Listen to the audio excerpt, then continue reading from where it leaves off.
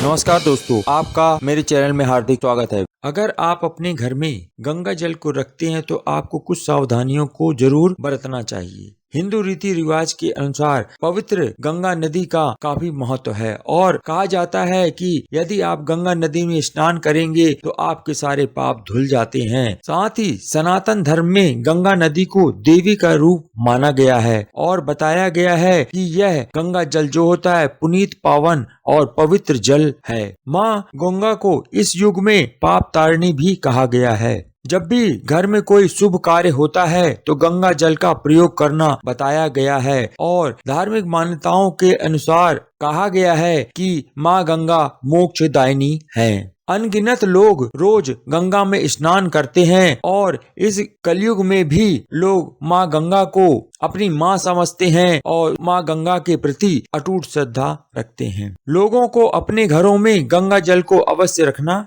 चाहिए। यदि आपके घर में नकारात्मक ऊर्जा बढ़ रही है तो आपको जरूर यह ध्यान रखना चाहिए कि गंगा जल से सकारात्मकता बढ़ती है, इसलिए आमतौर पर आपको गंगा जल अपने घर में अवश्य रखना चाहिए। और व्यवहारिक रूप में देखा जाए तो गंगा जल से घर में सकारात्मकता आती है। ऐसे में आप लोगों को अपने घर में गंगा जल को पूरी श्रद्धा के साथ पूजा घर में स्थान जरूर देना चाहिए। लेकिन गंगा जल को घर पे रखते हुए क्या क्या सावधानी बरतनी चाहिए वह मैं इस वीडियो में आपको बताऊंगा। साथ ही साथ गंगा जल का वैज्ञानिक महत्व भी क्या है वह भी आज मैं इस वीडियो में बताऊंगा। व्यवहारिक और साथ ही इसका आध्यात्मिक क्या महत्व है तथा गंगा जल किस काम आता है, खास तौर से यह आपको मैं बताऊंगा। और इसको किस पात्र में रखना चाहिए, किस पात्र में नहीं रखना चाहिए। साथ ही भूल से ऐसा कोई कार्य न कर दें जिससे कि आपको पाप लगे या कोई दोष लगे। आदि आदि ऐसी ही बातों के बारे में मैं आज इस वीडियो में आपको बताऊंगा। यदि आपको यह वीडियो अच्छा लगे तो वीडियो को लाइक कर दीजिएगा और चैनल में पहली बार आए हैं तो चैनल को सब्सक्राइब अवश्य करिएगा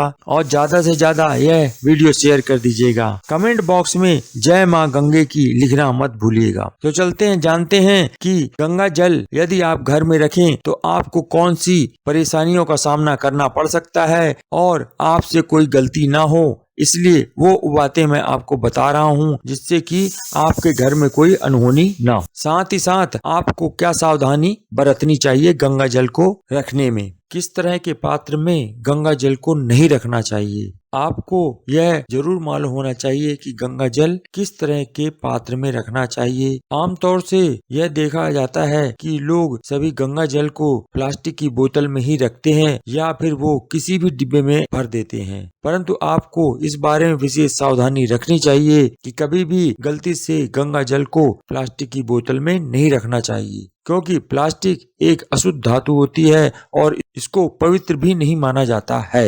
ऐसे में जहाँ तक संभव हो सके आपको गंगा जल मिट्टी, तांबा, पीतल या चांदी के पात्र में ही रखना चाहिए। आपको भूल से भी गंगा जल को ऐसे ही गंदे हाथों से छू नहीं लेना चाहिए। साथ ही साथ आप जब भी गंगा जल छुएं तो हाथ को अच्छे से धो करके तब गंगा जल को छूना चाहिए। अगर आप अपने घर में गंगा जल को रखते हैं तो आपको उसकी सात्विकता व सफाई का पूरा ध्यान रखना चाहिए। साथ ही साथ यह भी ध्यान रखें कि आप गंगा जल जिस स्थान पर रखते हैं उस स्थान में भूल करके भी तामसिक चीजों का सेवन नहीं करना चाहिए। और यदि आप कोई तामसिक चीजों का सेवन करते हैं तो गंगा जल को रसोई घर से दूर रखना चाहिए। उसे फिर आप पूजा स्थल पर रख सकते हैं। साथ ही साथ आपको यह भी ध्यान रखना है कि गंगा जल को इस स्थान पर ना रखें। वो स्थान है कि गंगा जल आपके जीवन में शुद्धता को प्रदान करता है, इसलिए आपको गंगा जल को ऐसे स्थान पर नहीं रखना है जहाँ पर अधिक अंधेरा रहता हो या अंधेरा हो। उसे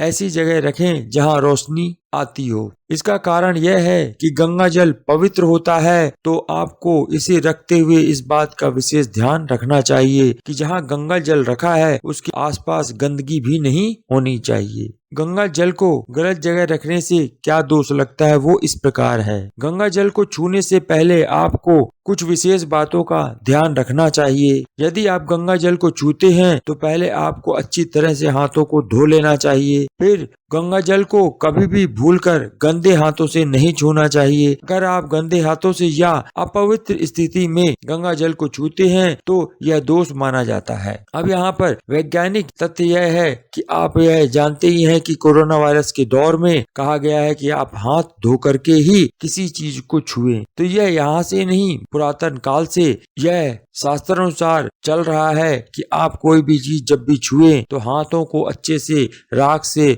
और साबुन से धोने के बाद ही आप किसी चीज को छुएं। कुल मिलाकर हाथ धोने को विशेष रूप से बताया गया है। जैसे आप कहीं भी चले जाएंगे मंदिर के बाहर या आप कोई भी गांव में जाएंगे तो आज भी देखेंगे एक बाल्टी और एक लोटा बाहर रखा होता है। जब भी कोई व्यक्ति घर के अंदर जाता है 3 चीज पूरा धोता है, हाथ, पैर और मुंह अच्छे से धोने के बाद वह फिर घर के अंदर प्रवेश करता है, चप्पल को बाहर ही उतार जाता है। यानी शुरू से ही भारतीय सभ्यता में यह बताया गया है कि आपको शुद्ध रहना है, पवित्र रहना है और अपवित्रता, गंदगी और का विशेष ध्यान रखना है कि आप गंदे हाथों से इसलिए गंगा जल को ना छुएं। और यह कोविड के दौर में आप अच्छे से ही जान गए हैं कि किसी भी चीज को बिना हाथ धोए छूना नहीं चाहिए। आशा करता हूँ यह जानकारी आपको अच्छी लगी होगी और यदि यह जानकारी या ऐसी ही जानकारी आप जानना चाहते हैं तो मेरे इस चैनल को सब्सक्राइब कर लीजिएगा, वीडियो को लाइक कर दीजिएगा और ज्यादा से ज्यादा यह वीडियो शेयर कर दीजिएगा। कमेंट बॉक्स में जय मां गंगे लिखना मत भूलिएगा।